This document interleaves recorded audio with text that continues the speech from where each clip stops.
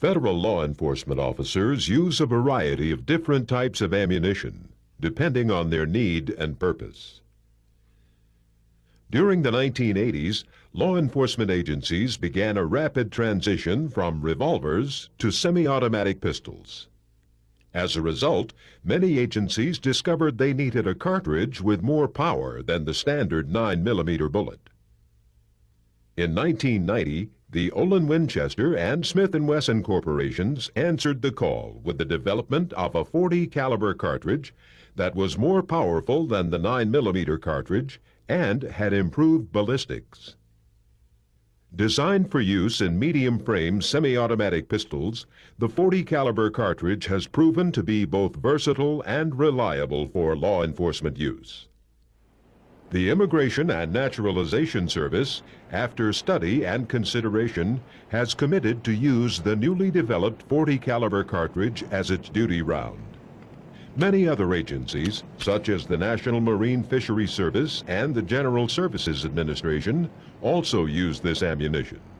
The .40 caliber cartridge is designed to provide more stopping power than the 9mm and may be used in a medium-frame semi-automatic pistol. This, for example, is a large-frame .40 caliber Beretta 96D Brigadier pistol, which is standard issue to the Immigration and Naturalization Service. This .40 caliber bullet is controlled expansion ammunition.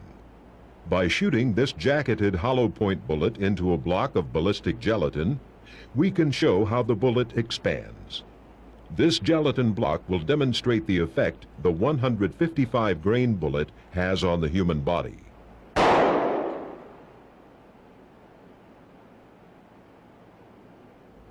Now let's see the effect with the 165 grain bullet.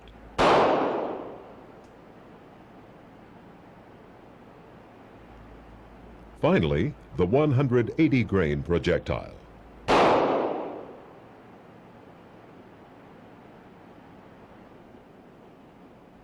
What kind of power does the .40 caliber pack? See for yourself as the officer fires the weapon. The bullet penetrates this piece of metal.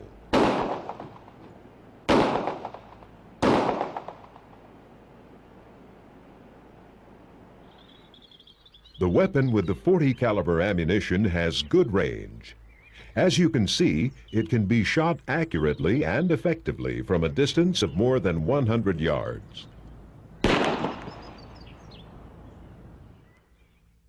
3 bullet weights are currently available: the 155 grain, the 165 grain, and the 180 grain. The 155 grain bullet, for example, has a velocity in excess of 950 feet per second at a range of 100 yards. It delivers over 300 foot-pounds of energy. Another example, the 180 grain hollow point bullet shot into ballistic gelatin simulating human tissue with heavy clothing, penetrates 13 inches. The bullet expands to nearly 7/10 of an inch in diameter, while retaining 99.9% of its weight.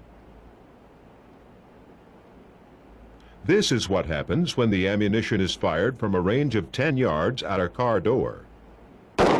In this case, our officers use the 155 grain bullet. From the same range, this is the effect of the 165 grain bullet. Now, the 180 grain bullet.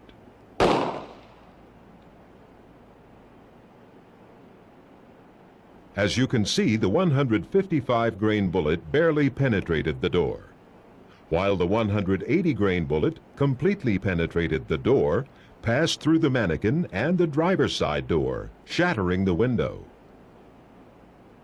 Remember, some car doors have a reinforced steel guard rail. This could affect the impact of the bullet, causing it to slow down or change direction. More than one round may need to be fired to ensure maximum results to stop the suspect. This is what happens when different grain .40 caliber bullets are fired through car side windows with tempered glass.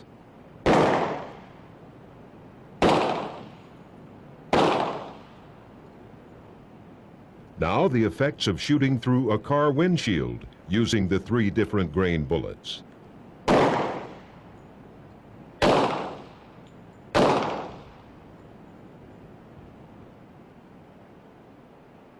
Because officers also work at seaports, it may be necessary to fire at suspects who are in boats.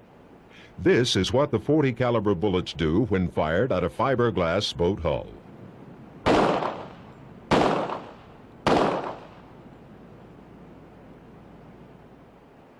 Now let's take a look at the results of the .40 caliber bullets as they hit the lower unit of an outboard motor.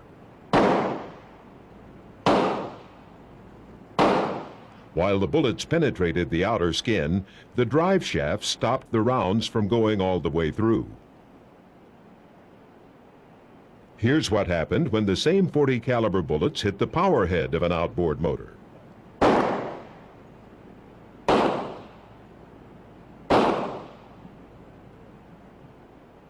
As you can see, the damage varies.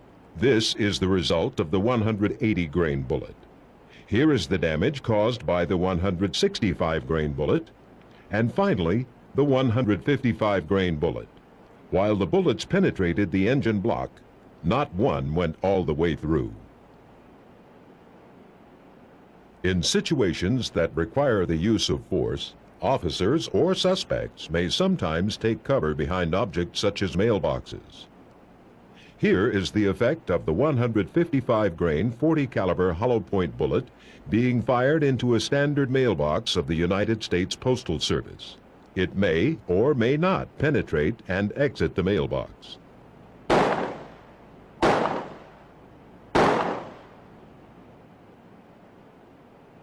Now let's try the 155 grain ball round.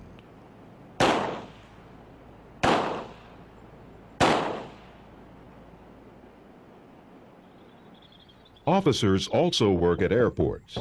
This is the typical material used in a light airplane fuselage. Back at the firing range, our officer fires the .40 caliber bullet at the fuselage door, producing the following result.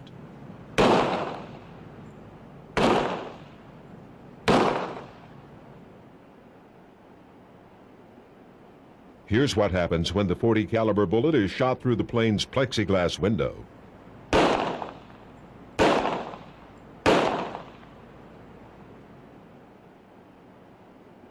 Of course, most of the time you discharge your weapon during training.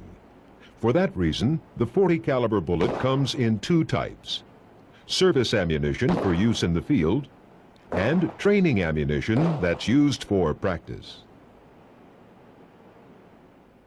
Currently, for example, there are 6 types of non-lead training ammunition. They are the solid core jacketed zinc bullet, the stranded zinc core jacketed bullet, the solid core tin bullet, the plastic matrix bullet, the frangible copper bullet, and the frangible metal bullet. The purpose of non-lead, non-toxic, or reduced hazard training ammunition is to ensure the safety of the student and the environment. The Federal Law Enforcement Training Center at Glencoe, Georgia, has an official policy that training ammunition containing no lead be used at its facility whenever possible. This is to protect students, instructors, and the environment. However, the training ammunition is the ballistic equivalent of standard issue field ammunition. Recoil, accuracy, and range are similar. In this case, the training bullet is being fired at a paper target. One of the advantages, for example, is when frangible training bullets hit a metal target. They're designed to shatter, so no splashback occurs. This will reduce the hazard for the students and instructors. For agencies using this frangible training ammunition, or who are converting to it, this video is intended to show the value of the .40 caliber Smith & Wesson bullet.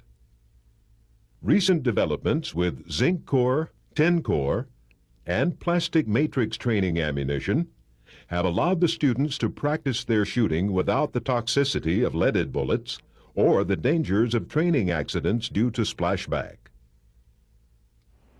Along with the reduced hazard ammunition, new technology in cleaner burning powders and primers reduces the student's exposure to heavy metals in the training environment.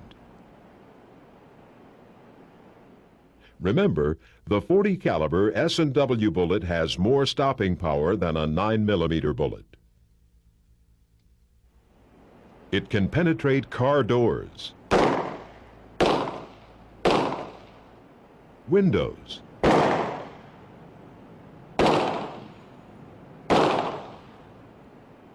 windshields,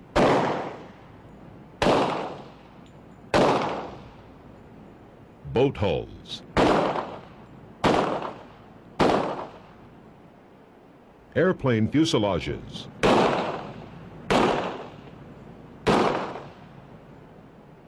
mailboxes, and other objects. It has good range and good accuracy. This ammunition ensures that officers will face no compromise or limitation in overall performance and reliability when using their weapon. Transition from revolvers to semi-automatic pistols. As a result, many agencies discovered they needed a cartridge with more power than the standard 9mm bullet. In 1990, the Olin Winchester and Smith & Wesson corporations answered the call with the development of a .40 caliber cartridge that was more powerful than the 9mm cartridge and had improved ballistics.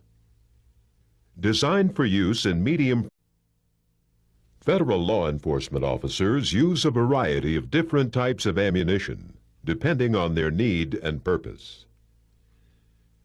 During the 1980s, law enforcement agencies began a rapid frame semi-automatic pistols. The .40 caliber cartridge has proven to be both versatile and reliable for law enforcement use. The Immigration and Naturalization Service, after study and consideration, has committed to use the newly developed .40 caliber cartridge as its duty round. Many other agencies, such as the National Marine Fisheries Service and the General Services Administration, also use this ammunition. The